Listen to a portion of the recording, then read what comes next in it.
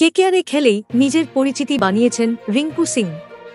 নাইটদের হয়ে ভালো পারফর্ম করে জাতীয় দলে সুযোগ পেয়েছেন বাঁ-হাতি তরুণ ব্যাটার। কেকেআরের জায়গা তার কাছে আলাদা, তা বারবার বলেছেন রিঙ্কু। কিন্তু আগামী বছর আইপিএলে রিঙ্কু সিং কেকেআরের খেলবেন কিনা তা নিয়ে সন্দেহ রয়েছে।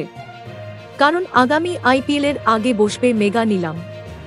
কাদের রিটেন করা হবে, কী নিয়ম হবে নিলামের, তা নিয়ে এখনও চূড়ান্ত সিদ্ধান্ত হয়নি। তবে 4 জন প্লেয়ারকে যদি রিটেন করার নিয়ম থাকে আগের মতো, সেখানে রিঙ্কু সিংকে ধরে রাখা কেকেআরের পক্ষে চাপের হতে পারে। তবে একান্ত যদি কেকেআরে না খেলতে পারেন, নিজের জন্য দ্বিতীয় পছন্দ তৈরি রেখেছেন রিঙ্কু। এক সাক্ষাৎকারে রিঙ্কু জানিয়েছেন তার দ্বিতীয় পছন্দের কথা। কেকেআর না রাখলে রিঙ্কুর পছন্দ রয়্যাল চ্যালেঞ্জার্স বেঙ্গালুরু। রিঙ্কু বলছেন অবশ্যই আরসিবি, কারণ বিরাট কোহলি রয়েছে। বিরাট কোহলিকে নিজের আদর্শ মনে করেন রিঙ্কু সিং।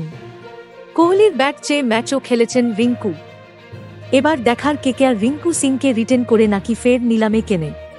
আরসিবির জার্সি শেষ পর্যন্ত রিঙ্কুর গায়ে ওঠে কিনা সেটাও দেখার। Thank you so much for watching our videos.